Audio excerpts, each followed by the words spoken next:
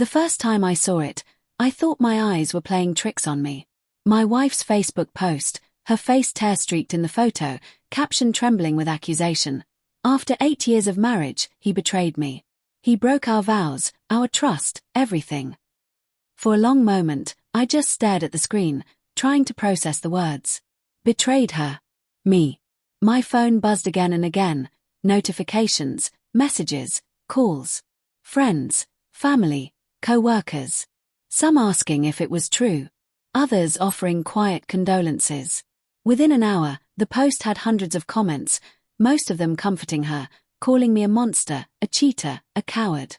My heart pounded so hard I could hear it in my ears.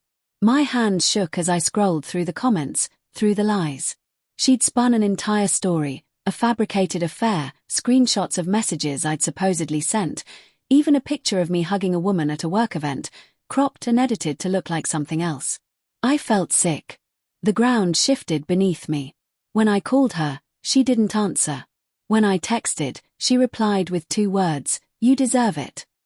That night, I sat alone in our living room, surrounded by the pieces of a life we'd built together. Wedding photos on the walls, our dog's leash by the door, the mug she always used for tea. Everything looked the same, yet nothing felt real anymore. I kept replaying our last few months together, searching for signs I'd missed. She'd grown distant. Yes, colder, quieter. Said she was working through things. I thought it was stress, burnout. She'd been struggling with her job, fighting with her sister. I gave her space. I thought that was what love looked like, trusting, giving her room to breathe. Now I saw it for what it was, distance built on deception. The next morning, I went to her parents' house. Her car was parked outside. I knocked, my pulse racing. Her father opened the door, eyes hard. "I think you've done enough damage, son." "Please," I said. "I just need to talk to her." "She doesn't want to see you." Before I could respond, I heard her voice behind him. "It's fine, Dad." She stepped into the doorway, wearing my old sweatshirt, her hair tied up, her face calm but guarded. "Why?" I asked quietly. "Why would you post that?" She crossed her arms. "Because people deserve to know the truth." "The truth?" My voice cracked. "You're lying to everyone, Megan. You know I never cheated on you." Her jaw tightened. "You think I'm making this up?" "Yes," I said, barely holding my composure. "You know damn well I am faithful. You've seen my phone, my messages, everything." She gave a small, bitter laugh. "You're good at covering your tracks." "Megan, please." But she cut me off. "I found the hotel receipt. David. Don't act like I'm crazy." "What hotel receipt?" "The one from last month. The business trip to Chicago. You said you went alone, but there were 2 meals on the bill." I closed my eyes, exhaling slowly.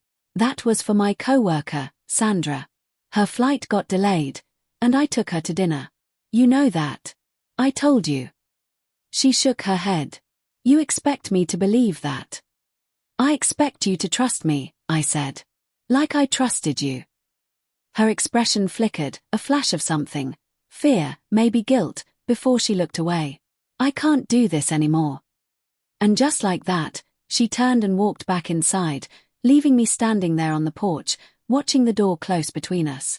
Over the next few weeks, her post spread. People shared it. Strangers messaged me hateful things. My job put me on leave until the matter was clarified. My friends stopped returning calls. My reputation, my dignity, gone overnight. But the thing about lies is, they always leave cracks. One night, while sitting alone in the dark, I decided I wouldn't defend myself with words. I'd let the truth do it for me. Quietly. I started by digging into her phone records. I'd never done that before, never felt the need. But now I saw a number she'd been calling repeatedly, late at night, during work hours, even while we were having dinner. A name appeared next to it, Aaron. Her co-worker. The same one she swore she barely talked to. I didn't confront her. Instead, I gathered everything.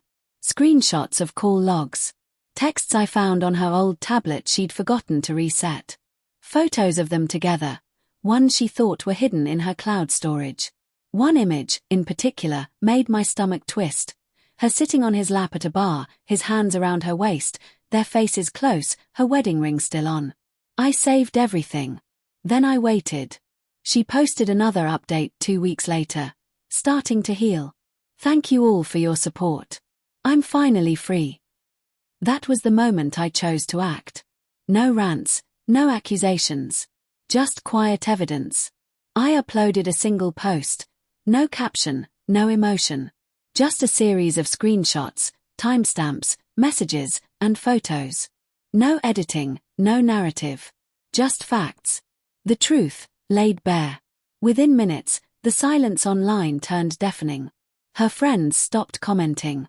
People who'd once called me names deleted their posts. Messages started flooding in again. But this time, apologies. Sympathy. Shock. By midnight, she'd deleted her entire Facebook account. The next morning, she showed up at my door. Her eyes were red, her face pale. You didn't have to humiliate me, she said softly. I looked at her, my heart a strange mix of pain and exhaustion. You did that to yourself. Tears welled up in her eyes. He told me you were cheating first, she whispered.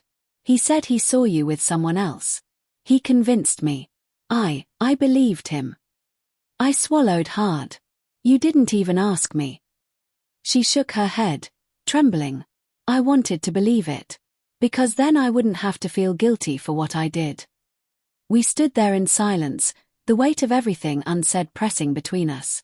Finally, she said, I ruined everything, didn't I? I didn't answer. There was nothing left to say. As she turned to leave, she stopped at the door and looked back. For what it's worth.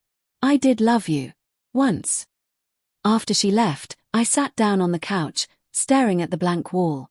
The truth had cleared my name, but it hadn't fixed anything. I'd lost her long before the lies ever went public. Maybe I'd lost her the moment she started believing someone else more than she believed me. Weeks later, I heard she'd been fired from her job after the affair became public knowledge. Aaron moved away, reportedly without saying goodbye. People told me I'd won. But standing in the quiet of my empty house, I didn't feel victorious. Just tired.